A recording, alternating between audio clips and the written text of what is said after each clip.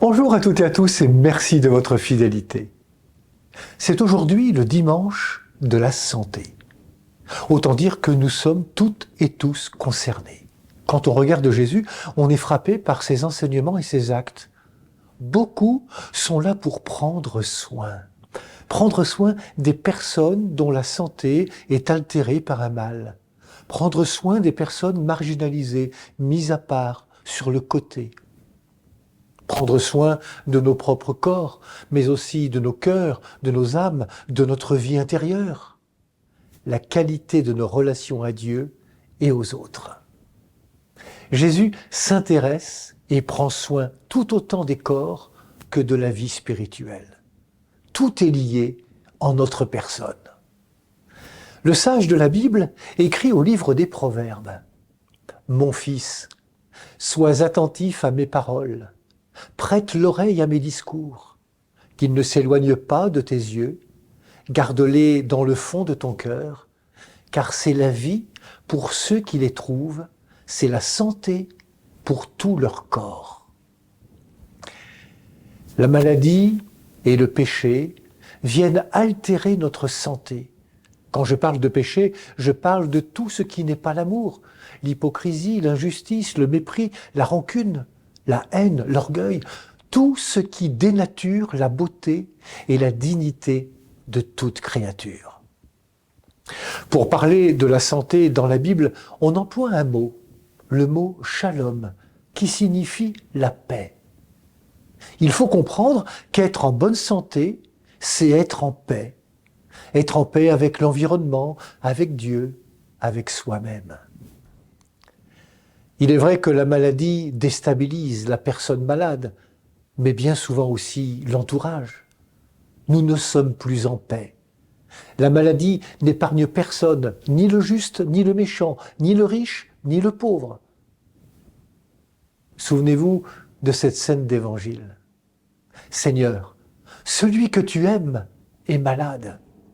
Cette parole adressée à Jésus vient des sœurs de Lazare, l'ami de Jésus. À la jeune femme qui avait touché le bord du vêtement de Jésus et que Jésus cherche un peu partout dans la foule.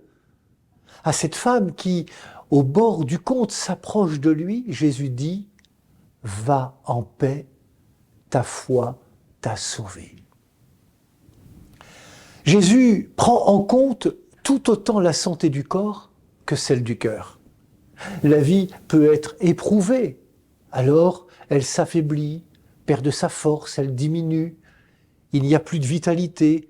Or, cette vitalité intéresse le Seigneur. La vitalité de chacune de nos vies intéresse le Seigneur.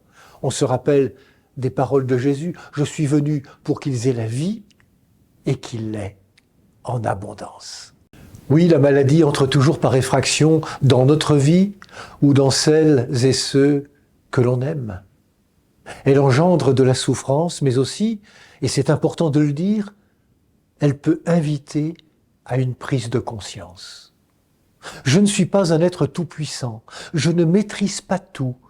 Je prends alors conscience que je suis un être fragile, que la vie est fragile. Et cette fragilité, le Seigneur a décidé de la rejoindre par sa manière de vivre. Jamais il ne s'impose. Jamais il n'est dans le jugement. Il se fait proche et accessible, écoutant, en laissant toute leur place aux faibles et aux fragiles, aux malades et aux pécheurs. Toute leur place à celles et ceux qui vivent l'inconfort d'une vie éprouvée par toutes sortes de souffrances. La maladie, la souffrance sont toujours des épreuves qui bouleversent une vie, qui interrogent et qui révoltent parfois. Quand Jésus rencontre des malades, il les considère toujours comme des personnes et commence par les guérir. Jésus vient aussi libérer les humains de l'emprise du mal et les rétablir dans la communion avec Dieu et avec les autres. C'est ce qu'on appelle en langage théologique l'œuvre de salut. Et cette œuvre de salut passe par des gestes du Christ que nous appelons dans l'Église sacrement.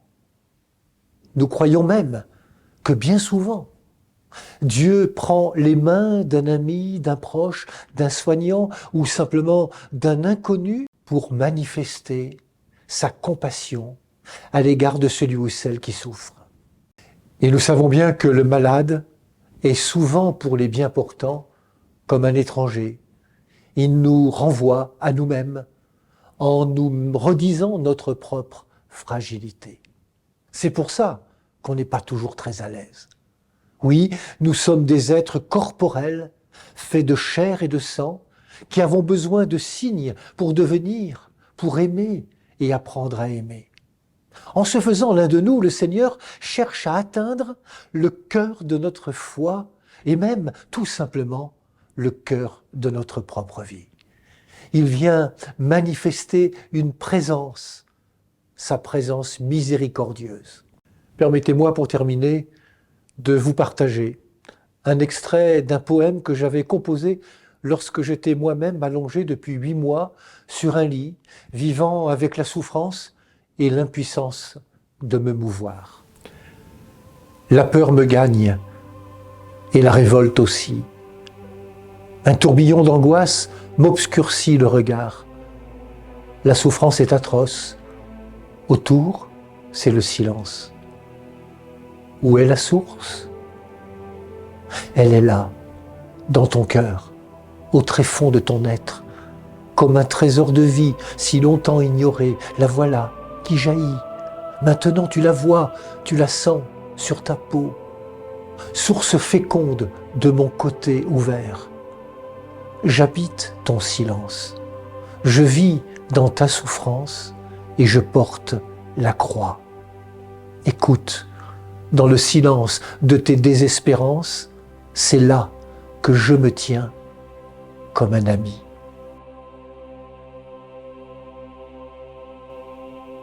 Bon dimanche à toutes et à tous. Prenez bien soin de vous et des autres.